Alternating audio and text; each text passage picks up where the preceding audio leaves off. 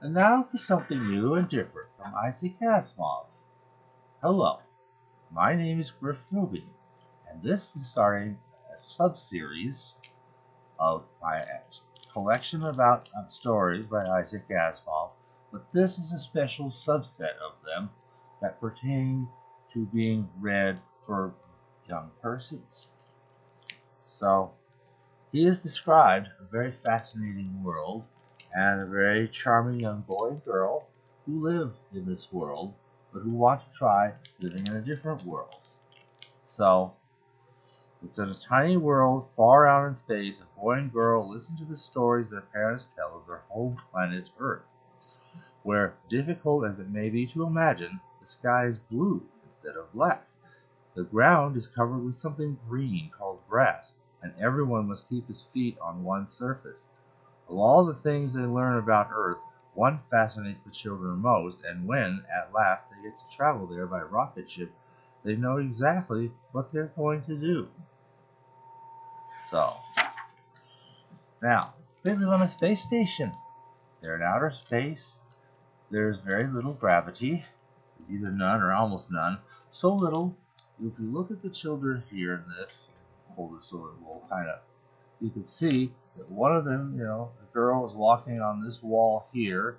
The boys, meanwhile, standing on that ceiling there. They're both perpendicular. It's enough that their feet can stick to the walls or ceiling or any other surface of the rooms you are in. And we have another picture of them here. Same thing. They live on a space station. Gravity is something they don't normally have to deal with. So they go outside, they have to remember to put on their spacesuits. And here they are on the outside. The sky is black, full of stars. And there they are standing on the surface of the spacesuit. And that's been their life. Looks kind of fun, right? Rada, she lives on a little world, and her father and her mother and brother Jonathan live there too, by other men and women. See? So, that sounds really fun. They can all be floating around this way and that. Let's see. This is very well illustrated, by the way. And it's illustrated by a man named, Simeon Shimin. He, like Isaac Asimov, came from Russia. So, anyway, this has been their life. And finally, they told out, I'd like to go to Earth. Can we go to Earth someday, Daddy? Aw, look at that. See, she's just standing over there. Daddy's in another place there, but she could just, walk on a wall and bring her face close to Daddy's, and then they can give each other a hug. When she walked on the wall was under her feet just like a floor. Her head was near her father's head now. She put her arms around him. Thank you, Daddy. They asked some milk. And while one of them elected to drink the milk with a straw, her brother, she decided, she decided to drink it with still Jonathan. However, you have a liquid, milk is like water. And when you have water, it just becomes like a great big droplet. You see, surface tension, just like a big water drop. And milk does the same thing. And you just have this nice big, it looks like a bubble, but it's actually solid milk. Well, liquid milk. But it all pulls into a nice little round ball. You see, it's only when you have gravity you have all that. So they're very excited. They talked a little bit about what it'll be on Earth. They're just in this place having good fun. Well, they do have to do a little bit of exercising. They're going to be going to a place where there's a lot of gravity, and it makes people very heavy, and they need to strengthen up their muscles. So they spend some time pulling on various things with tension. You lift these things, sort of like lifting weights, but weights wouldn't be heavy, remember? You're in space, there's no gravity. So they're just like springing flexible cords, and you just pull on these things. Sometimes you see things like that where you hold it like this, sort of like that, or you just have them from the wall. Well, what's the difference between a wall and a floor anyway?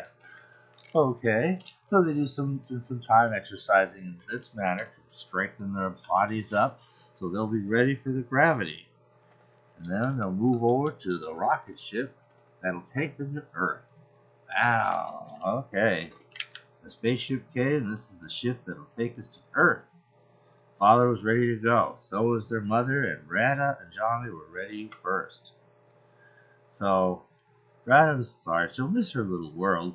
When they were getting into the spaceship, he said, "Goodbye, little world. Maybe I'll see you again someday." And she jumped very high so she could see almost all of the side of their little world. So there's a little bit of gravity. Not much. Okay. So they go on board the spaceship. They buckle themselves in, ready for all the rocket blasts and so forth. They're ready. Can we see the Earth? Well, it just looks like a big bright star. You see it over there? Daddy. But as they get closer, they see the world. Yeah, see the world. And finally, well, this thing is called the best new thing. I won't spoil the end. It's a neat thing to get the story and read it, and just gets a little more about who they are, how they lived, and what was so neat about being on the Earth, where you're very heavy and you have to stand just on the ground and not on any walls or ceilings anymore.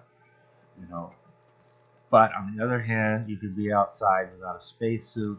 You can step on the grass, and there are other fun things you can do because you're in Earth instead of on the space station. Anyway, this is what he did, and now Dr. Asimov came up with this story actually in 1962, but I guess it took this many years to line up his illustrator and finally come out with this story. And it was the one and only book or story even released in the year 1971. Old timers like me remember 1971. Do you remember what was going on when you were about, let's say, 12 or 13 years old? That's how old I was when this came out. Anyway, thank you for reading, and there'll be some more stories of this kind. Thank you for listening.